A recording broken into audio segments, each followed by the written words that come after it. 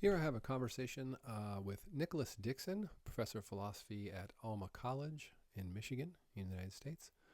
Most notably, at least for our purposes, is Nick's work in the philosophy of sport, which is incredibly well regarded. He's published widely in the area. You can see I clipped just a few of my favorite papers of his, but he's just a fantastically good scholar and ethicist. Really enjoyed talking with Nick. Got a chance to get to know him over the past couple of years at our philosophy of sport conferences. He's just a warm and welcoming man, and if you ever have the opportunity to speak with him, uh, I highly encourage you to do so. I'm sure he will greet you with kindness and open arms. He's just a very kind person and a wonderful person to learn from and learn with, and I hope you enjoy our talk. Thanks for doing this with me. So I'm excited to talk with you, and I thought maybe the first place to start would be sort of from the beginning. And I thought maybe we could ask for you to sort of give a cribbed version of your background and history and who you are and how your career has unfolded. And Sure. let's talk about that. Okay, so I grew up in the south of England, in just about 40 miles away from London, and I went to the University of Leeds for my undergrad, and Leeds is a industrial city in the north of England. And I was actually a French major when I went to university. In England, you have to declare your major before you go to university. And in my first year, I took a couple of other classes, one in philosophy and one in Latin, and I was totally bowled over by my philosophy class. And after 1 year, I ended up switching to being a philosophy major. Hmm. So that was great, and I really enjoyed that. Um, What it looked like I was going to, what was can that? I Sorry? can I ask what bowled you over? Was it the faculty, the professor, Oh, or it was definitely the I'd say the faculty. I had a very good. It's actually fairly well known. Hugo Meynell. He's old time Brit philosopher, very much into philosophy of religion. But I took a class on the history of modern philosophy with him, and the very first class was about Descartes. And I absolutely loved it. I read Descartes, and I especially like reading David Hume. He was probably my biggest influence throughout. The whole history of philosophy is what I like most. yeah? So that's really, I can thank him, a very charismatic professor, and drew students in. Even though it was a big lecture hall with a couple of hundred people, it didn't bother me, and really Yeah. enjoyed it. David Hume is one of those people that that funny thought experiment. If you could go back in history and have a meal with someone, I read there's a book about his relationship with Adam Smith. I can't recall the author. It's called The Philosopher and the Economist or something like that. But you get the Mhm. impression that Hume was pretty fun to be around. Oh, Um, he was an amazing guy. yeah, Yeah. He have a job? I think he worked with the East India Company, I yeah, think. yeah, And so he had a job in business. That would be a complete career for most people. right. And what I really liked his attitude, in addition to his philosophy. I just like his careful empiricist approach. I like that a lot. I like his philosophical temperament. But I remember I read his autobiography, which is a very short, thin book. It's well worth reading. And he spoke about the treatise of human nature falling stillborn from the press. Wow. That's a what because it's a difficult work. Mm. It's pretty technical. So that's why he wrote an inquiry concerning human understanding as a more Billboard. Yeah. popularized version of that. Although my students tell me that the inquiry concerning human understanding is also impossible to understand. I don't Mm. agree with them on that, but so he had this remarkable resilience, and I especially liked his approach to pretty much everything was very calm and rational. But his equanimity, I think, it's a role model for all of us. Yeah. And So anyway, yeah, sorry to interrupt you. Yeah, please that's continue. okay. So that's what turned me onto philosophy. And I think also the fact that French was something that was a continuation of what I'd done in high school. I did 7 years of French in school. Oh, wow. So I was already pretty good at French, and I'd actually lived in France for 6 months before I went to university, and so I was fluent in French, and I didn't feel like I had as much to learn. Obviously, I did. I could learn a lot about literature, but whereas in philosophy, it was all new to me, and so I that really excited me.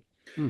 So I wanted to, after I finished my undergrad, I wanted to carry on studying, but the only thing that really seemed to me to be open was to um, was to be a high school French teacher because philosophy, to get funding to go to graduate school in England was at that time next to impossible. unless you went to Oxford or Cambridge. And University of Leeds is good, but not that good. So I ended up applying to what we call a postgraduate certificate in education program at the University of London to do 1 year after my undergraduate degree to become a certified French teacher in a British high school. Hmm. But I decided that wasn't quite what I wanted. That wasn't quite enough. So I just on an off chance, I applied to various grad schools in the United States.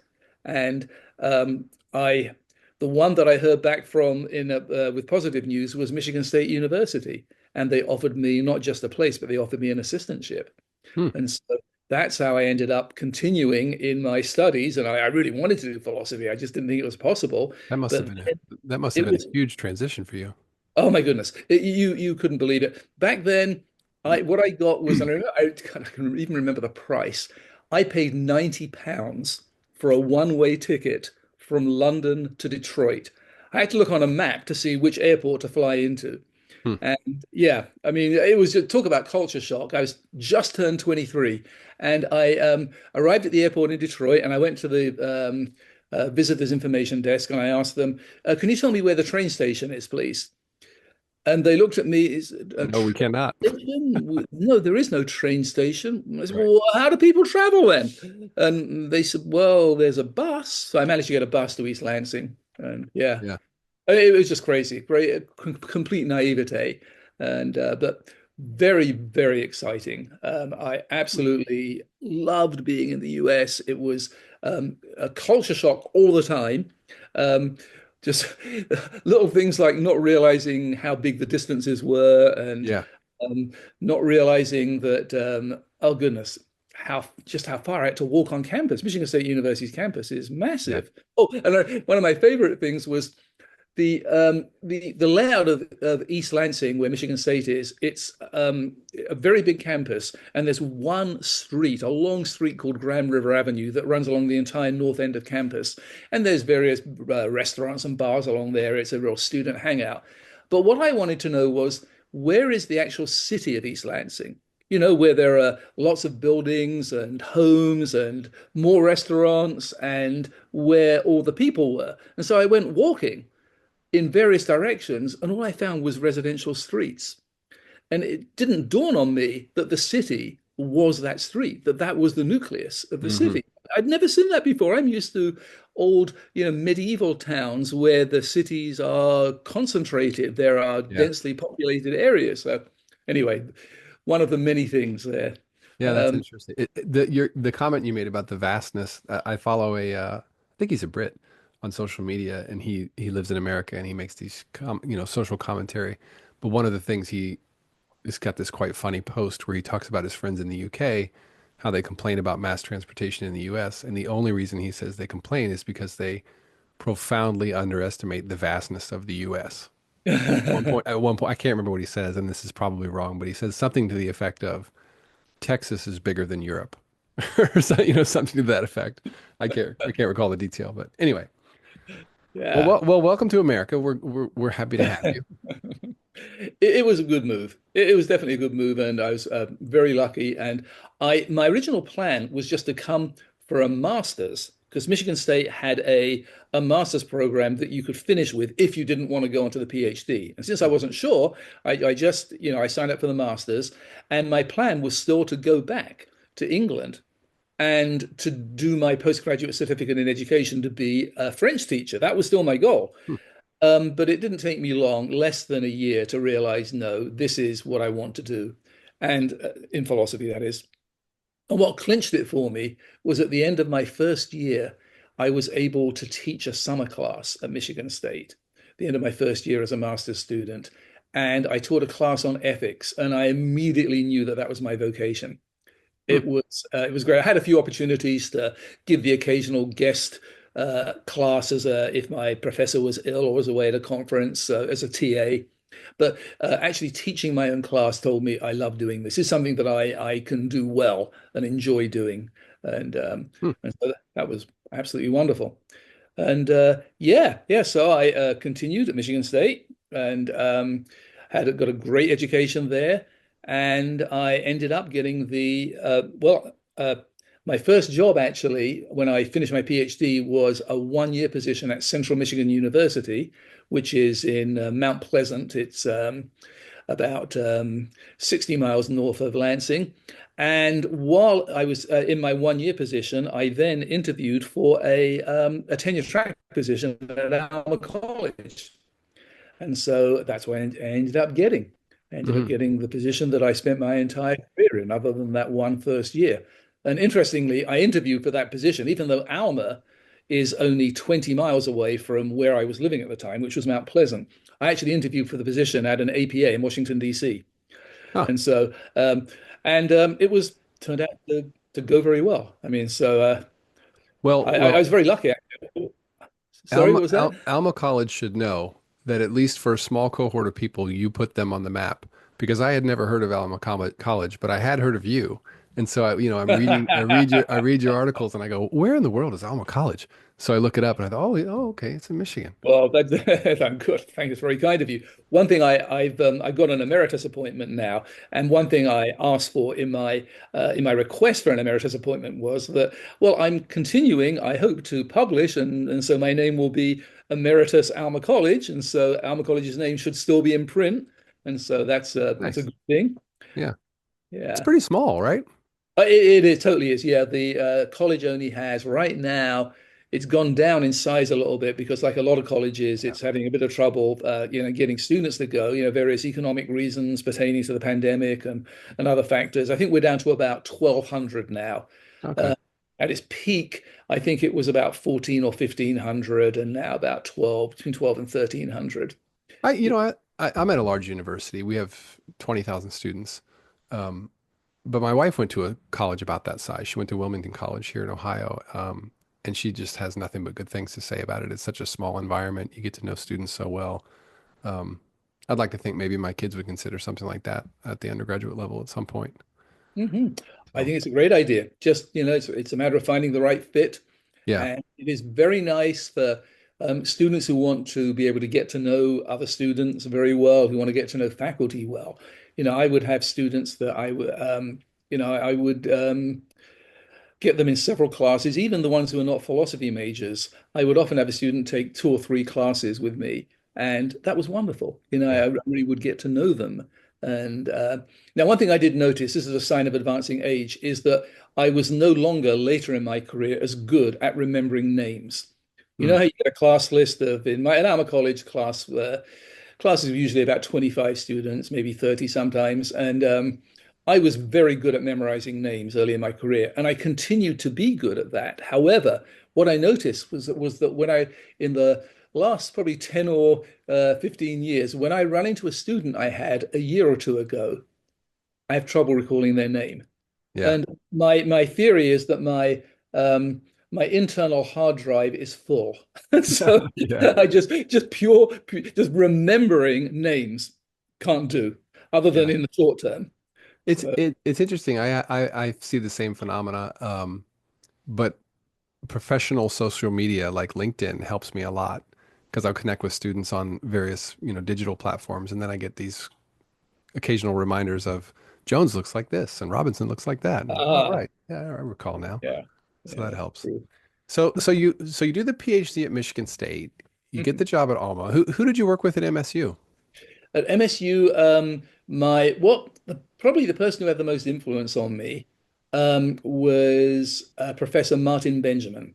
He was an ethicist, and he was one of the first people to be in on the beginning of the field of medical ethics. It's Mm, kind of interesting. He told me that there were meetings back in the 70s between various philosophers who wanted to create a discipline of medical ethics. And it's so odd for us to talk about that, since for many philosophy departments, that yeah. is the bread and butter course that enrolls most students. And he was really good at applying philosophy to everyday life, something that I hadn't seen done before. And I mean, I like the other philosophy. And in fact, the philosophy I did when I started at Michigan State was largely philosophy of language. That's what I was really into Huh. the time, and there were lots of professors there who did that. But I started to, and especially when I started teaching, I realized that the best way to connect with the students was through ethics and through things that were more applicable to everyday life. And Martin Benjamin set me on that path. And he didn't do it by diluting the philosophical content. He was very rigorous and really challenged the students academically. One thing he said to me that has stuck with me is that you don't need to entertain students, you need to interest them. And I thought that was a very wise comment. Yeah, that's interesting. That's really interesting because it's a weird thing to say, but I get really good student evaluations on my teaching, Good. and it is good, but those things are not the most reliable.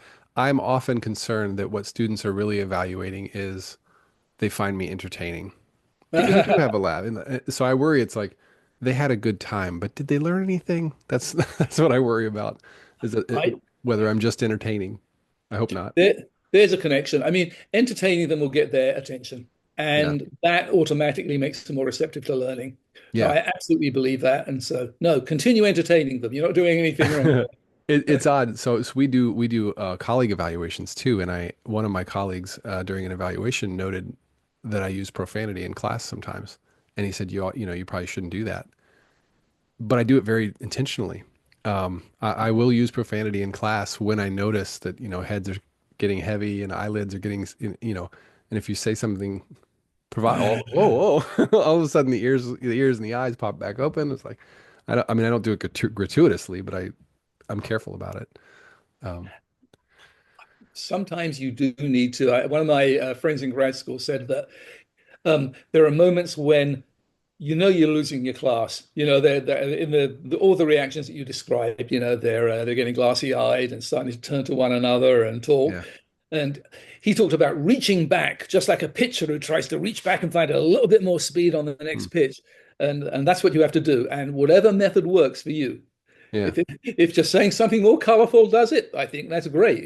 It's the ability to think on your feet and be able to read the room. Yeah. That is Which is needed. I difficult. wasn't always good at that. I wasn't always good. Sometimes I knew that I was losing the class, and I thought, well, if I can't get them truly excited today, at least what I can do is explain things well. If I can't get them talking, can't get them engaged in conversation, at least I can give them some pretty good explanations of some of the key concepts. Mm. So I'll do that. That's one thing I did learn is that when things weren't classes weren't that lively, at least I wouldn't get frustrated by it. I just had to play it straight and just teach them good material. Yeah. So I find it kind of interesting, and I mean, it's kind of funny that you would start with Descartes and then go to medical ethics, since he was kind of a vivisectionist, effectively. That evolved quickly. Um, how did you get from French to Descartes to philosophy of language to sport? Oh my goodness, yeah. I mean, that's all kinds of transitions. Well, interestingly, there wasn't such a massive transition as I initially expressed when I was describing switching from being a French major to being a philosophy major. I had in high school read one philosophy book, and it was a book that my brother had, who was 4.5 years older than me. And the book is A.J. Ayer's Language, Truth, and Logic. You Oh, can I have imagine a never read it, but 17-year-old reading that. yeah, I've never read it, but I know about it. Yeah, yeah, classic, logical positivist book. And I had some kind of idea what he was talking about. I wasn't entirely sure because I didn't really know all the issues that he was talking about, but it sounded really interesting to me. And so I think that I've always been interested in epistemological issues. I think that's what really got me into philosophy in the first place. How do I know anything? Such a Yeah, fundamental question. I yeah, like the questions about religion. And when I was a teenager, I was questioning religion a lot. And reading A.J. Ayer, who is a devout atheist, definitely that reinforced my thinking on that issue.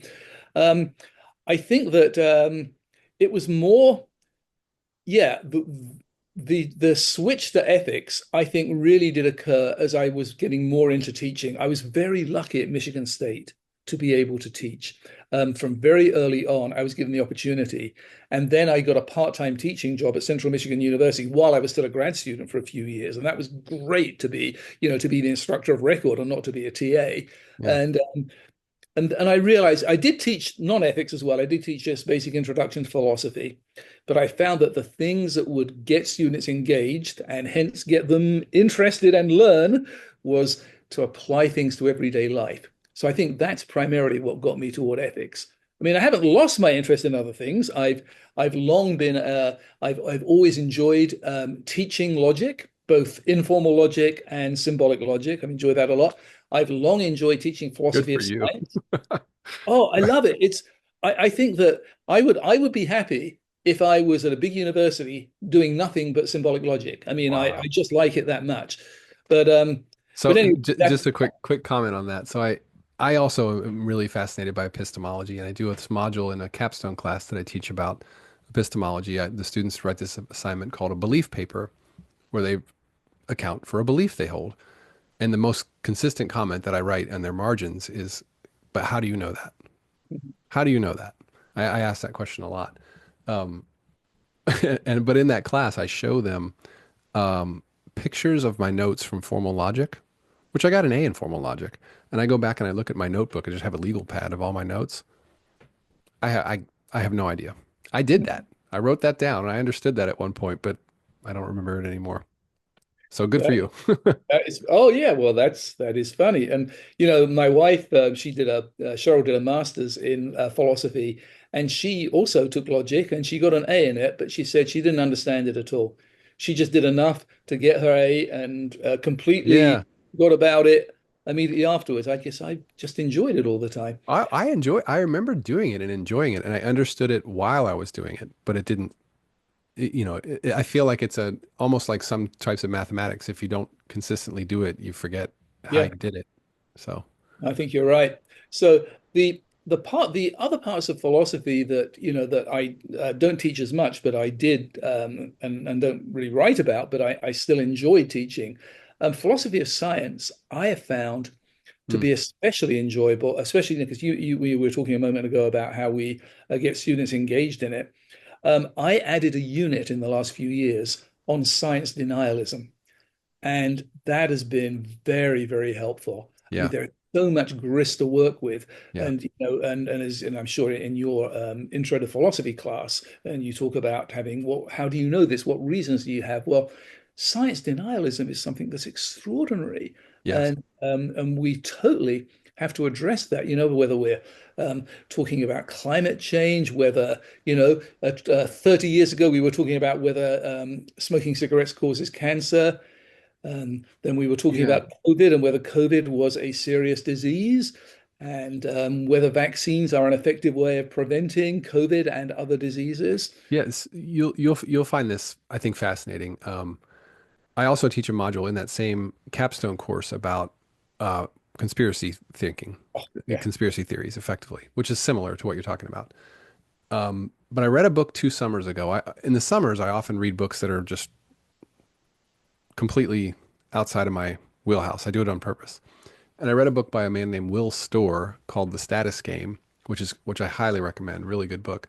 But he has a piece in that book about conspiracy thinking, and his theory psychologically is that the attraction of conspiracies is the sense of belonging that it gives people.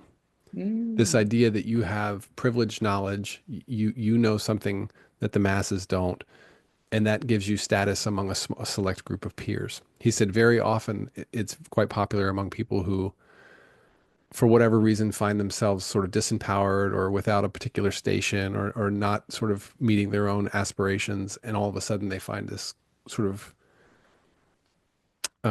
secret knowledge, which isn't knowledge, but it feels like it and it elevates their status. So his explanation for conspiracy thinking is that it's all about enhancing a person's status, which is pretty compelling, I thought. So Yeah, we it's talk about that. interesting. And I think we have to seek psychological explanations Yeah. rather than explanations that pertain to the evidence, because that's, I think, what is so frustrating for people like me is I've, devoted my entire career to believing that giving reasons and presenting evidence is a way of persuading people, of But convincing. how do you do And that with people who don't believe in that? they know, no, I know that the 2020 election was rigged. I know that Joe Biden didn't win. And well, I don't actually have any evidence. In fact, I know the evidence shows that he did win, but I don't believe that. Yeah. How do you combat that? What can you present in order to try to persuade someone? And it's alarming. It's distressing to think that Yeah. reason is sometimes powerless to change people. Yeah. I also use an article from, I think it's from Decision Lab. I don't know if you've seen Decision Lab. It's a really interesting website. It comes out of Danny Kahneman's work, I think, Uh, the psychologist. But one of the articles, the strategy that she recommends, if I recall who the author is, she says just always don't interrogate, don't challenge, don't push back with evidence. Press for depth. Press for depth is what she says when you confront these types of things. So, okay, so you claim that Biden lost the 2020 election. mhm. Explain that, right? Just keep explaining. And her point Yeah. is, at some point, if you're a conspiracy theorist, you start to say things that are just patently contradictory, and you hear yourself saying them. Like, it's one thing for me to point out you're contradicting yourself. It's quite another for you to just keep speaking until you realize that you've spun yourself into a circle. Um, so that was her strategy for dealing with it. But sorry, this is fascinating. But I want to pull us back towards sports just a little bit. Of course, yeah. Yeah, so ethics, you find you're teaching ethics, you find that quite interesting, and students get, and I'm happy to say, so I've taught a number of your articles in my sport ethics and sports course, and they're the ones that I've taught are, I would say that most of what you write in sport is ethics focused. Is that fair? I think, oh, definitely, yeah, Yeah, yeah. I think that's fair. And so my students have always enjoyed that. A couple, a couple. I used to teach your trash talk paper. Oh, Well, yeah. the initial one, the initial one. I know you have a couple. I wondered if you could speak about that a little bit because I find that quite. Students love that paper. They quickly engage with it because it's right, familiar to them. So I wonder if you could say a little bit about that. Oh, okay, sure. Well, it's just one of those things that um, it's a culture that is kind of alien to me. And what I like to do is give reality checks when I'm talking about sport. And I like to ask whether behavior that we regard as being totally acceptable in sport would be regarded as being acceptable in any other context. Now, I understand that there are certain things, like, for example, a tackle in football or in soccer. If you were to do that on the street, it would be an assault. Hmm. Of course, we agree to that. We want to play football, we want to play soccer, so it's perfectly okay. We consent to doing that. But behaviors like trash talking aren't really covered by that. There's no consent, there's no discussion goes on about that. And in any other context, and as you've read my paper, it would be considered to be Yeah. despicable behavior to insult somebody. And I think it's one of those things that it's part of the status quo. And it's certainly not confined to the US. I mean, the so-called genteel sport of cricket is probably one of the worst sports for this. I'll just give you an example. There was back in the 1990s and early 2000s, there was a completely dominant team in the cricket world, the Australian team, just unbelievably good players. But they had a captain who practiced what he called trying to produce mental disintegration in the opponents. And so Quite a what he would phrase. do is when there was a batter who was out in the middle of the field, and so you're one batter at each end and surrounded by 11 fielders, Hmm. the 11 fielders would be bombarding them with insults and trying to humiliate them and trying to break their concentration. Hmm. And and he was really proud of it, and Now, the team was really proud of it. so you have that distinction in the paper between game related trash talk and non-game related. Was it non-game related? Was it personal stuff?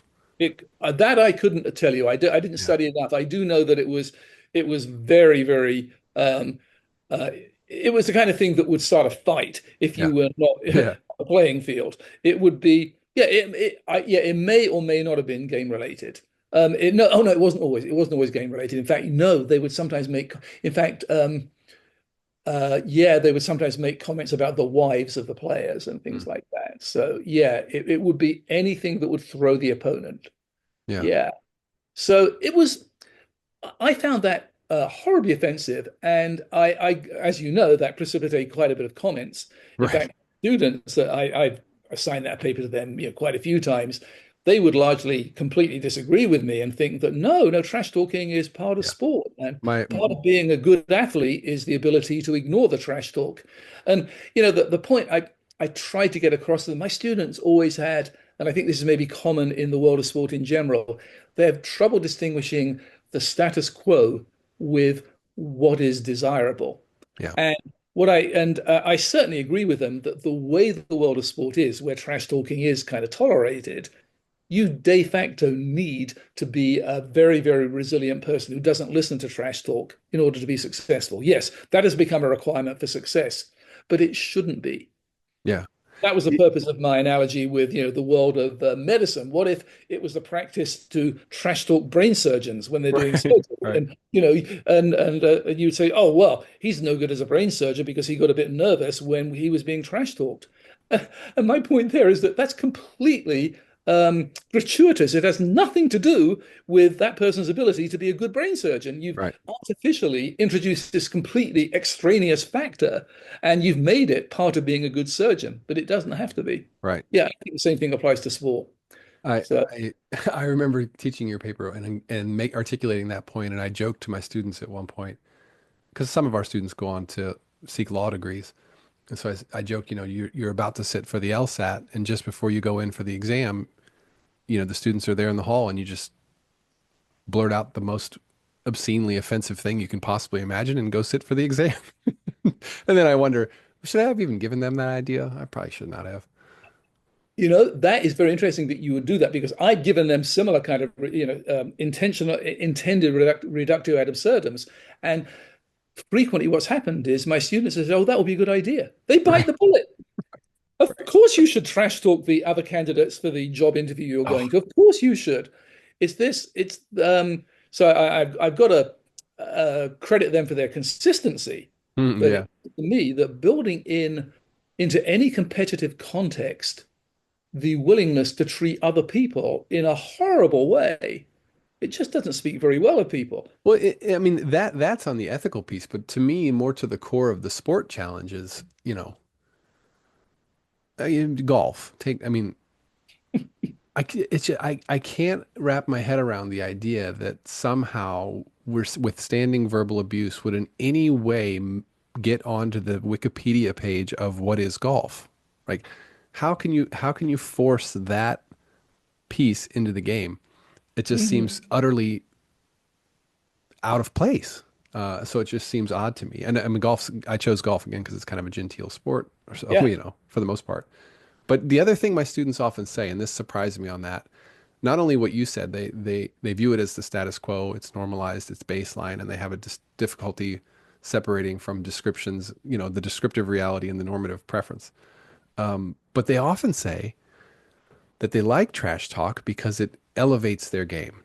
They feel Yeah. like it improves their performance, and that to me, that again gets us into psychology, and it's a bit hard to imagine how that would be exactly.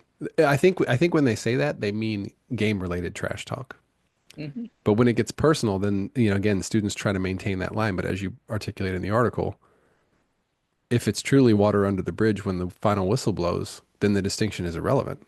Um, so that's odd. Yeah. It's interesting. Yeah. That it's irrelevant completely to to the game to any of the skills that we want athletes to have, and it is odd that some people are motivated by it. Um, but what was I going to say? There's an example of people being motivated by negative talk. Yeah, the article there's one of the responses to my original trash talking paper by Chuck Summers, in which he's an Australian who spoke about that, and he spoke exactly what you just said.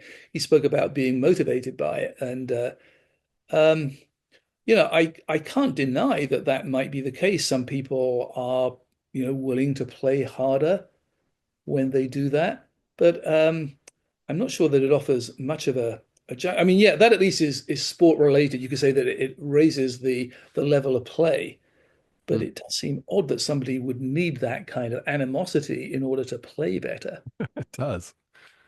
It's Yeah. interesting to me. But there So was, So that paper always got students really going again because it's so practicable and very familiar to them. Even if they don't read the paper, they bring ideas to the table on that. Another of your paper that I often taught was I still teach you published that paper on boxing years ago. I know we've talked about this separately. That's just so well done. I think it's just really, really incredibly well done. Your distinctions between different types of coercion. It's such a nuanced paper. It's complicated. So I still teach that one, but I used to teach your paper on a child's right to an open future. Oh, yeah. And I really enjoyed that. I taught it as a part of a coaching course. I used to teach a course on our coaching curriculum. I don't anymore. But one of the things that I really found interesting in that paper, and I hope you recall this detail, it's almost kind of a tongue-in-cheek joke. You said at one point, children don't come with the words destined for greatness printed on their forehead. And I wonder what you saw. So when I would teach that module, um, I'm in Ohio, so LeBron James is from Ohio. And he's just, very well known globally, but obviously here. And so I tell my students, we talk about sports specialization because there's well known problems with early sports specialization. But what if you're LeBron? Because I can recall, and you probably do too, he and I are comparable in age. And I can remember when he got to high school, that was a big deal. I remember reading an article in Sports Illustrated, the magazine, LeBron is in high school now. And the fact that the sports media knew who he was as a middle school boy should tell you a lot about who he was. I mean, he was truly a savant. He still is. Um, and so I say to my students, if early sports specialization is inherently bad or categorically bad, as some of the research kind of suggests, should I advise Gloria James, LeBron's mother, to sign him up for piano, to get him into golf, to get him to go and do something like, or should he focus on basketball? So I wonder what you think about, like, you know, those incredibly rare cases where it is stamped on their forehead. It's pretty clear this is a special one. No, very good. I don't think there's any problem at all when your kid shows an extraordinary talent, whether it be for basketball or whether it be for violin or piano or Yeah. singing, to allow that child to develop the potential, to nurture that potential. I mean, what I would, even in those cases where someone is extraordinarily talented, I would still argue against myopically only focusing on that and not allowing the child to develop as a child. You see examples of young athletes who are put into training for crazy amounts of hours so they don't develop as people. You get the phenomenon of the monosyllabic college athlete who has focused so much on developing their sport that they're not really knowledgeable about the world. They don't really interact with other people well. They're fantastic athletes, and so yes, their parents have done all the right things to put them into the right activities to get a college scholarship and to go on to be a pro athlete. But you wonder what they've sacrificed. And Yeah. and while, yeah, retrospectively, we can say that LeBron's mum and dad did exactly the right thing. The same thing with Richard Williams, the Williams sisters' dad. Oh, right. But think about all of the young athletes who show a comparable level of promise who don't quite make it as pro athletes. Yeah. Of course, they're not the ones we talk about because we forget about them. But quite a few years ago, actually, probably about 15, 20 years ago, there was a soccer player, an American soccer player called Freddie Adu. Oh, I He came remember. from an Yeah. African country Yeah. originally, but his parents emigrated, and he's extremely talented. And at age 15, he was being put forward as, the future of US soccer and was given a contract. But he never lived up to it. And he drifted from one league to another. He played in these backwaters, like in, the Norwegian and Latvian leagues. And he ended up really having a very, very undistinguished career. And so that's an example of how we really cannot tell at an early age. What you Yeah. can say is that this kid has a lot of potential, and it makes all the sense in the world to try to nurture that potential. But there's, I think, a difference between nurturing the potential and, on the other hand, putting all the eggs in that one basket and Mm. nurturing no other potentials. Yeah. It's funny. So I think about biases a lot too. And these sort of, again, psychology comes into a lot of my ethics teaching. Um, and Danny Kahneman I've read a lot of Kahneman's work. I appreciate him, but he has a phrase where he calls it, I think it's Kahneman. I might be mixing him up with someone else. He calls it denominator neglect. You're neglecting like you can think of your LeBrons and your David Beckhams and so Good. forth. What you're neglecting is the denominator. How many is that over? It's millions. But as you pointed out, we don't remember the millions because they become also rans. And I say to my students, it's also another phenomenon called availability bias, which you may be familiar with. So when people can quickly draw on examples of things, they tend to overestimate how common they are. And so I tell my students often, statistically speaking, the likelihood that you will earn an athletic scholarship is zero. I mean, I mean, it's not actually zero, of course, but it is near zero. Yeah. And so I tell them, you have this idea that athletic scholarships are readily available because you can quickly name off dozens of collegiate athletes who are on a quote unquote full ride. But what you're neglecting is the denominator. There are millions on the bottom of that equation that make it virtually impossible. So it's this odd phenomena. And I had another thought, which you'll appreciate this. So I was teaching my ethics and sports course a couple of years ago, and I have a football player in class who's a really talented player. I enjoy watching him play. He's really good. He's very quiet. He comes to class, he does his work, sits there.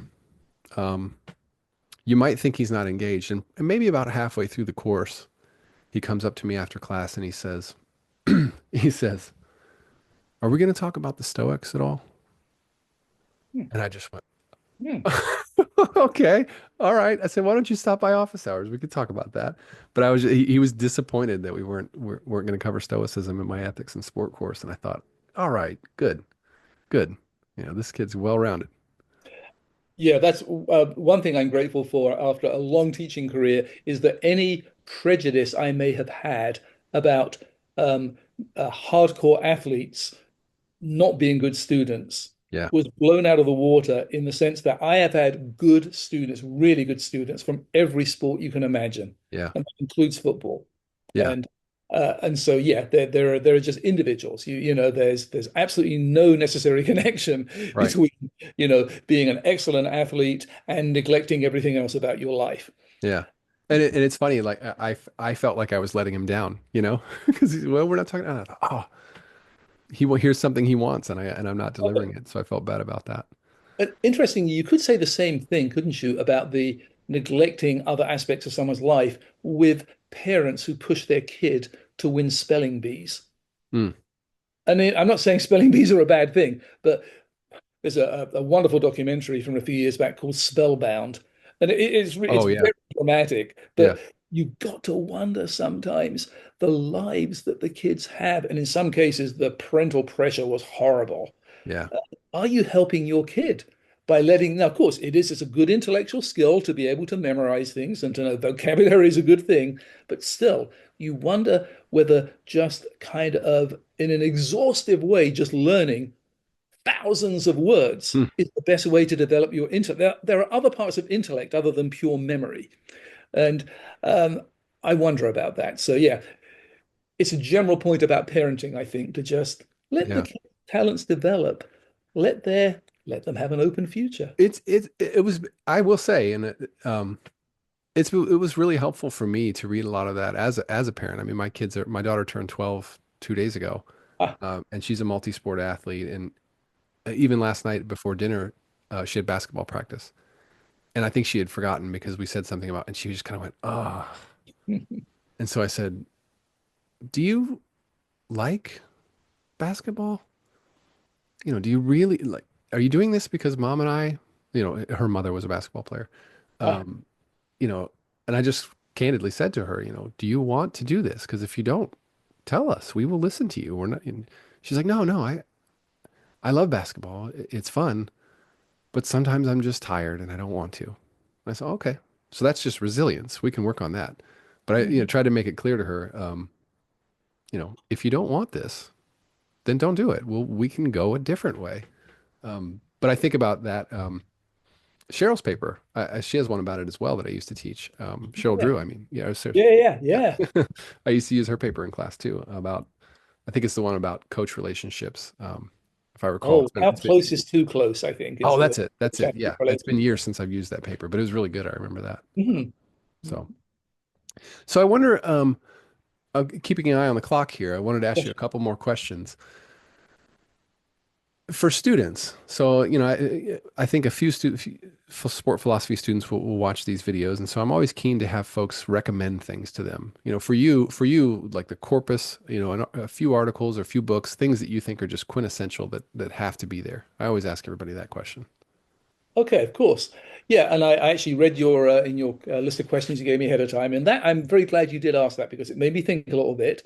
And I think for books, I'd be a bit more traditional than when it comes to articles, because I think it's very hard to pinpoint just a few articles. It seems to me I would be able to, there are just so many and Right. so many books that I have to mention. But with the books, it's a bit easier because I definitely start with The Grasshopper, Yeah. Suits the Grasshopper, simply because that is a book I stumbled across purely by chance. As a matter of fact, it was when I was trying to find out about which journal to send my original article on running up the score to. I had to go to a different library, Oh, which carried, this was pre-World Wide Web. I did this. It was yeah. back in the 90s. So I had to, The card catalog. I was on a sabbatical at San Jose State, and I then had to go to University of California at Santa Cruz because their library carried what I discovered is the Journal of the Philosophy of Sport. Hmm. When I was looking for the journal, in the same shelf was a book that had a weird picture on it, and it was the Grasshopper. So I pulled it out and looked at it. Wow, this is wild, a philosophy book with pictures. And so Beautiful yeah, pictures. I got Yeah. interested in that. And it's absolutely, well, as you know, it's considered to be the seminal text. And Yeah. I finally, back in August in Nova Scotia, I ended up presenting a paper about suits and Yeah. about some of the issues that it raises. And I would definitely get someone to start there. It's a fairly tricky book, but I think it's funny enough that I think that even someone with no background at all in philosophy might get a fair bit out of that. So I'd definitely begin It is there. definitely a reread kind of book. The first time through, you have a really good time with it, even if you don't understand everything. But it's one of those books, the more you think about it, the more you read it, it's like this is a big overhand right punch of a book. It's not just clever. It's really good. Anyway, Oh, absolutely. Yeah. And the same thing applies to that fantastic publication of some more writings by Suits, The Return of the Grasshopper mm, that Chris York and Javier Lopez Frias just yeah, brought up within the yeah. last year or two. I mean, wonderful one. I'm actually still in the process of reading that, and I'm loving it. Um, I think, given my interest in ethics, I would definitely recommend to someone, a student in philosophy of sport, to read the latest edition of Fair Play in Sport, Oh yeah, originally written by Bob Simon, and a fantastic job done since then, since he passed away uh, from Cesar Torres and Peter Hager. They've done a yeah. great job in updating it. And I think most topics in philosophy of sport that I wrote about, Bob Simon had already given pretty much the final word. In fact, Mhm. that's one thing I said in a piece that I wrote for I think it was an issue of JPS, a tribute to Bob Simon, was that uh, in philosophy of sport, I often think, well, I don't really need to say anything because Bob Simon has already said it. Yeah. And in a way, it's just like a And so, footnote to what he said. it is so Simon's is just so clear, and I mean his Socratic dialogue, the back and forth, can give you a bit of vertigo. But he's just such a clear writer. He's so accessible. It's really good. And very fair-minded as well. Yeah. That's one thing. But his views were for among philosophers a bit more on the conservative side. Yeah.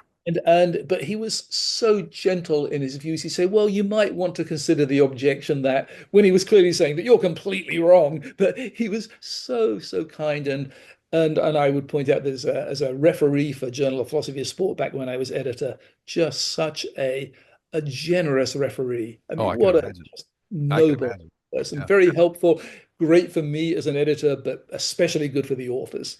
Yeah. Would you recommend it? When I review, I think of people like him, and I try to imagine kind of how they would do it. And I had a great PhD advisor, Don Human, who was phenomenal at feedback, and I always Ah, try to give really good feedback because of those types of people. okay, so another book that I recommend, and this is one that would be going quite a bit at the more abstract level, but one of Bill Morgan's books, Why Sports Matter Morally. Yeah. I really enjoyed that book, and I think it's worth the price of admission just reading. It's either the preface or the introductory chapter where he talks about his experience in discussing philosophy of sport with his students and the something that we referred to a moment ago, the students being baffled as to why this was a even a moral question. Hmm. You're asking the question, is it okay when you're playing soccer and an opponent has a clear path through to goal? You're asking whether or not I should trip him up to stop him scoring. Why is that even a question? Of course I should, Yeah. because otherwise they score a goal. And Bill said, something just dawned on him that he spent his entire career looking at ethical questions, when for his students, they really aren't ethical questions. They're purely prudential questions. Yeah. Yeah. And I think that's a tremendous insight. And in fact, his whole book, of course, is addressing the question why Yeah. sports matter morally. He gives way more, way more depth than I just gave there. Um, but I think a tremendous insight there, and I think that's a good introduction to Bill's writing. Yeah, that I like the way that those three books you chose are progressively complex and difficult. Not that I mean Suits is both. Suits is accessible and complex and nuanced and difficult. Bill's book Why Sports Morally Matter. Like, so I read Leftist Theories of Sport. Ah, It yeah. just gave me headaches. It was like putting my head in a vice. And then he comes out with the sec I think it was his second, independently authored book. And having been his student, I was a student for a few years. That book to me is like that's what it's like to be his student, I think. It's really good. It's Yeah. also challenging and difficult and not quite as accessible as the previous two books you mentioned. But it's like you said, it's a really good insight to his philosophy and ethics and how he thinks. That's a really good one. Happy to hear you say that. Let me just throw one in, one more in that because I thought about this and I thought, well, it would be nice to look at a few different areas of sport. And one I'd also recommend from the early 2000s is Stephen Mumford's Watching Sport. Oh yeah. It's an excellent book. He wrote that one article about whether sport is art. I saw him present that at an IPS conference a fair number of years ago now. And he had a great thesis. He believes that sport can be art, and he gives very good reasons for it. But anyway, his book is an analysis of all kinds of conceptual and ethical questions about being a fan. And he gets into the purist versus partisan debate, Yeah. amongst things. And it is so full of insights, and he has a remarkable ability to look at some very complex metaphysical issues and make them comprehensible to Hmm. the average person. For example, issues about the identity of a team. What does it mean to be a New York Yankees fan when Yeah. the actual team, the personnel who play on the team change over years? So what is it that you're supporting? And he talks about the identity over time, the diachronic identity of the team, and all kinds of things that come up in metaphysics that he explains. And he does a beautiful job with that. And what's engaging about it is about the act of being a spectator, which all of us have, even those of us who are not very good at or don't play Hmm. sport very much.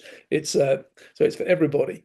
And he also, again, sometimes there's just a moment that you realize is worth the price of admission for reading the whole book. It was when he talked about being at a soccer game in Italy and a team kicked the ball into touch. It was a throw into the away team. And the home fans started yelling, that was a throw into our team. It was the other team who kicked the ball out. And Stephen Mumford said, I was there. It was clearly the home team who kicked the ball out. It should have been a throw into the away team. And he said, what he immediately thought of was Thomas Kuhn's notion of observing the world through a paradigm. And Wow. so just one beautiful little excursus on Kuhn's view on paradigms. And I thought Huh. I used that example in my class when I taught philosophy of science from that point onwards, because I knew that it was a great illustration. So anyway, I would recommend Stephen Mumford's Watching Sport, because there's been quite a bit of work in the last few years Yeah. on watching Yeah. sport, on partisans and purists, and on the question of is sport art. He addresses a load of issues about that. Yeah. And I'm aware of that book, but I've not read that one. So I'm put that on yeah. my list probably. Um, in terms of articles, oh goodness, so many nice Yeah. ones there that one could choose. I would say I would have to pick, if recommending for a student who wants to get into the field, one of John Russell's pieces on judging in sport. So, for example, Oh yeah. one from the late 90s called Are Rules All That Umpires Have to Work With? Yeah, that's a great Um, article. That's I really mean, good. what that for me was eye-opening, because I got involved a little bit in the debate about the status of decisions in sport. Is there such a thing as a right decision that sporting authorities make when they change a rule? And as you know, John Russell makes a beautiful connection with Dworkin's theory of Yeah. judging, and Dworkin is my idol when it comes to philosophy of law, and so this was perfect for me. And the idea that there are certain certain decisions we can make either as referees or as administrators of sport that will make the practice better. Yeah. So it is. We can't say there's some, universal truth written in the sky, but neither is it an arbitrary convention either. There are some Yeah. changes that we can make to sport that make it better, and you can explain why it makes that sport Yeah. better. He does such a good job of that. Um, Again, the reference to Dworkin and this idea of like legislating from the bench. And Russell has that example where an umpire has to make a call during a game that contradicts the rules, but is clearly good for the game. Mhm. And it gives you this appreciation of like these people, everyone likes to trash umpires and officials. I think most people don't appreciate their knowledge and understanding and sort of philosophically sound interpretation of the game that often comes into play. That's that example of, I think it's the player's name is Reddy Mack, and there's a play at home, and the rules say he's safe, and the umpire says, I don't care. I don't care about the rules. He's out. That shouldn't have happened. It would ruin baseball. But I like that example because in an instant, this umpire recognizes a critical flaw in the formal structure of the game. And at that moment, he decides, again, a reference to Dworkin, I'm going to legislate from the bench. I'm going to change it right now. And that's incredible. And you see it a couple times. There was the Avery rule in hockey a few years ago. They changed the rules during the playoffs because a player found a loophole. Even in college football this year, the Oregon Ohio State game early this year, there was a controversial play at the end, and the NCAA changed the rules over the weekend. Over the weekend. But again, it's the same idea of like we recognize the broad internalist goal here, and that there's a loophole that needs to be closed. Yeah, and notice it's not arbitrary. They're No. referring to certain goods that come from the game, certain kinds of skills, certain kinds of excellences that we're trying to promote. And rule change A would better promote those Yeah. excellences than leaving things as they are, or rule change B. And I really, and that's exactly what internalists believe. Yeah. Right. Yeah. So That's a great paper. that totally is. So yeah, kudos to John for writing on all kinds of other things as well, and they're Yeah. all Yeah. He's got a long list. yeah. Um, I thought that, yeah, so somewhat, I know I'm guilty of recency bias, but a couple of things that I've looked at, one of them quite recently that I really enjoyed is Scott Kretschmar's Sport as a Mere Hobby, Hmm. a paper in which he defends, what is it called now? Um, the gentle pursuit of a modest excellence. Yeah. And I know that expression he takes from an author of a fairly recent book as well. I love that book. I love that article, excuse me. What I like about the article is it completely shifts the emphasis from, when I've written about athletic excellence, I put a lot of emphasis just upon the measuring athletic ability, athletic performance. And what Scott points out is, well, yeah, of course, that is one that's probably the primary reason we play sport is we want to see how well we can perform, and we want to perform better than others. But there are other reasons as well. It's not a myopic, frenetic pursuit of excellence. There are other things too. And I think he does a beautiful job in his article, Sport as a Mere Hobby. And of course, from my presentation at the IAPS this summer, I'm getting more into that and I know that this is something that Pam Sailors has spoken about in her article Yeah. Yeah. on aging gracefully. That as you get older, your performance is objectively not going to be as good. You don't run as fast. There's all kinds of things that diminish, but it doesn't mean that it takes away the value. Right. There are multiple values, and I really like the way Scott Kretschmar has opened the field to that in that Yeah. article. Yeah. Um, He's just incredibly insightful with those types of things and so thoughtful and careful. yeah, He's really good at that. absolutely, just in the style as well. It's just Also very accessible. Another one who's oh not that difficult to understand. yeah, Or, no, I absolutely agree. And a beautiful, just beautifully, really a wonderful turn of phrase, yeah. and I Yeah. really admire that. Um, Another one that again, if we're one measure of an article, I think, is how it can change your mind about something. Mm. Oh yeah, I wanted to ask you about that. How it Go can ahead. change your mind on, and one in philosophy of sport that did this was, or rather, when I was completely out at sea, not knowing what to think about an issue. Sometimes there's an article I read that helps me. Oh, that's what I think. It was Pam Saylor's article, Mixed Messages Oh about yeah. mixed sport. I think it's I got the Yeah. second part wrong, but it starts with mixed It's messages. something to It's that all effect. about That's right. Yeah. desegregating sport. Should we Yeah. have separate male and female sport? And this was brought up originally, back in the 70s by Jane English in that Yeah. article, Yeah. Sex Segregation in Sport, and or gender equality in sport, excuse me. And one of the issues that English looks at is whether or not we should have segregated sports or join them. And Pam Sailors does a masterful job of looking at reasons for desegregating the genders in sport and reasons for maintaining the segregations.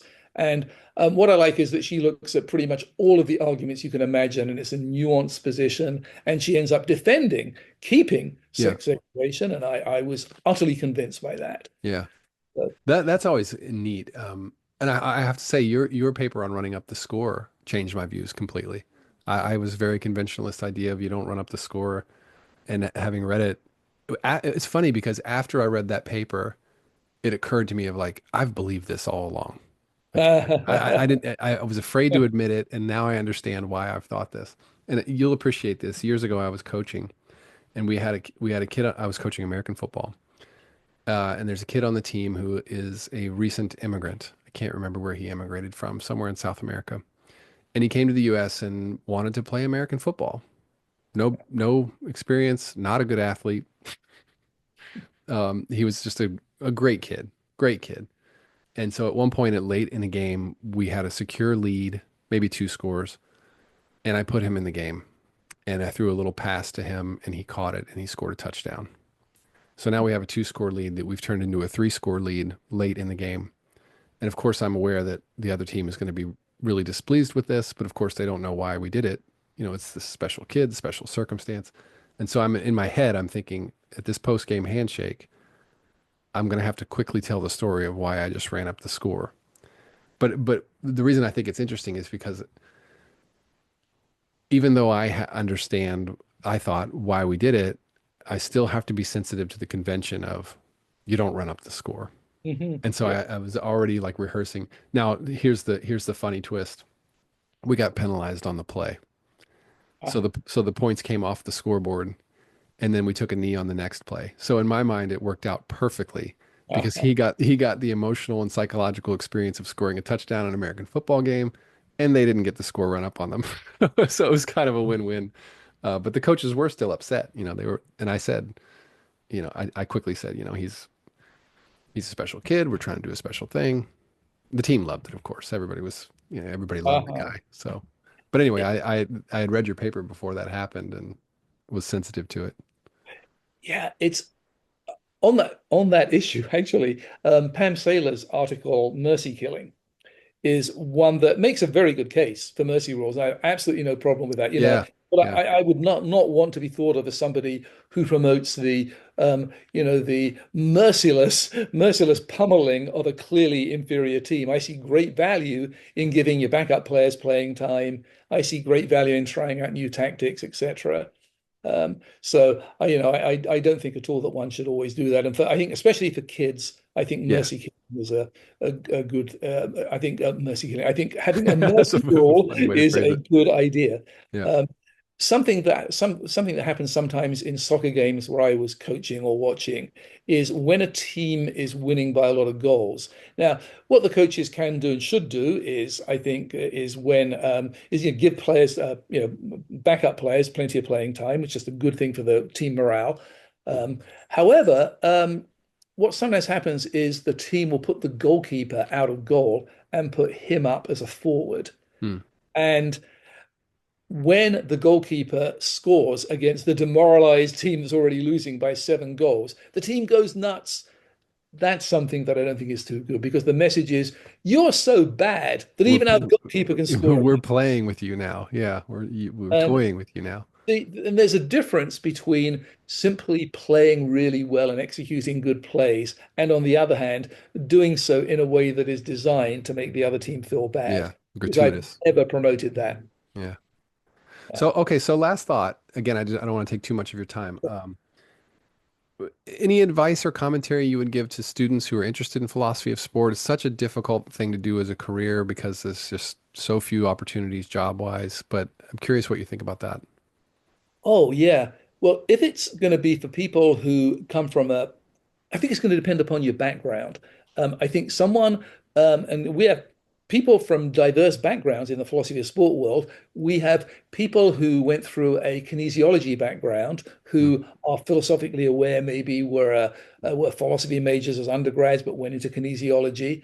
It seems to me that they have their career path is going to be to try to find positions, the kind that people from Penn State have managed to get, Yeah. where they often are housed in kinesiology or sports science departments, but manage to do maybe a combination, a bit of sociology of sport and some philosophy of sport. That I think is and there are, kinesiology is still it's a thriving field. Its name Hmm. keeps changing, but I think that a large enough department will have room for a philosopher or someone who does philosophy. Yeah. That I think would be one path, and I think that the field that we're in does benefit from having a diversity of backgrounds academically. As for philosophy people, whether it be grad students or young academics who are interested in philosophy of sport, I would urge them to continue to do philosophy of sport, recognizing that it is a growing field, and I would urge them to um, publish not only in the journals that are dedicated to philosophy of sport, like Journal of Philosophy of Sport, like Sport Ethics and Philosophy, but also in other ethics journals and other Yeah. philosophy journals. There are um, papers that have appeared in Social Theory and Practice, Journal of Social Philosophy, Philosophical Forum on philosophy, and Journal of Applied Philosophy, the British journal, is very open to Yeah. that. Yeah. I Um, published there. yeah, there's just good Yeah. stuff there. And Yeah. so I would recommend looking at those venues. And so to try to, because I'm very evangelical about philosophy of sport, and I think that the field itself will benefit from it being published to a broader audience. And that, Yeah. of course, will help the young people working in philosophy of sport, because if the field becomes more visible, then there will be more opportunities in philosophy of sport. Yeah. And I don't think it's ever going to go away, because think of how many people there are who like sport. And Right. it's such a huge part of culture in most societies. Yeah. I mean, it's global. It's Yeah, yeah, yeah. It's just I have this joke I make with my students about it's actually suits his taxonomy of sport. And at one point, he makes this argument that sports have a wide following culturally. And I joke with my students that I said we can go to the airport and book a flight to anywhere planet Earth. And if we take a soccer ball, as soon as we deplane in the terminal, people will know what we're doing. You know, you don't, it doesn't matter what it doesn't matter where we go. If you take a soccer ball, everyone will know what that is, which is yeah, kind of, amazing to think about. yeah. And the other thing I'd say about being a young person who's interested in philosophy of sport and wants to pursue it academically, I would also say I would shy away from being ultra Machiavellian in career plotting. What you Yeah. can do is you can maybe look at the APA publication jobs for philosophers and count how many jobs are available and what kind of fields are they looking for. And certainly, you're probably going to find more jobs in areas other than philosophy of sport. It's very unlikely anyone will mention a philosophy of sport. But it seems to me that simply doing good work in the field that interests you most is what is most likely to lead to your getting published, and your getting published is going to draw attention to you. Yeah. It seems to me that that is a far better career strategy. And in fact, because philosophy of sport is not that visible a field, there aren't that many philosophers per se going into it. And so I think doing excellent work in philosophy of sport, if you can write, because philosophy is something, sport is something that fascinates you, is something that is more likely to make you write very good work. And it's that good work that is going to get you publications. It's those publications that is going to get you a position. Yeah. So, That seems quite sound advice to me. yeah, Well, thanks, Nick. I always enjoy talking with you. We have occasion to meet at IAPS, about once a year, which is always great. And so I hope we can continue doing that. absolutely. I hope you're enjoying retirement. Oh my goodness, it is even better than you even could anticipate. I mean, for academics to retire is nirvana. Yeah. I'm actually enjoying the writing I'm doing. I'm right now writing a paper um, on blood sports. And so I'm Oh, yeah. revisiting some of the things about boxing and cage fighting. Yeah. And yeah, there's just so much to enjoy. Well, I look forward to that. I hope we can see that in print soon. Yeah. So Well, thank you for asking me, Sam. I really appreciate it. It's a yeah, fun yeah, conversation, and I hope you have a good upcoming break. yeah. I'm excited about that. I'm doing study abroad in New Zealand. So on January Really? 3rd, I leave for New Zealand for a month. Oh, So my word. Oh, goodness me. it's Oh, an enormous amount of work, but it's rewarding and fun, and you get to take students around the world, which is quite rewarding.